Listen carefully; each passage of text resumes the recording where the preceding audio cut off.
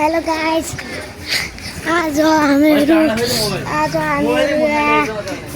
के अरे हाम्रो भिडियो पसलको भिडियो गर्न लाग्छौँ। ल यहाँ हेर्नुहोस्, हामीहरूको यहाँ यो दाल यहाँ हाम्रो पसलको भिडियो बनाइरहेछौँ। यहाँ हेर्नुहोस् त गाइस, हाम्रो यहाँ यो बिरयानी बनाउने चामल राम्रोसँग देख।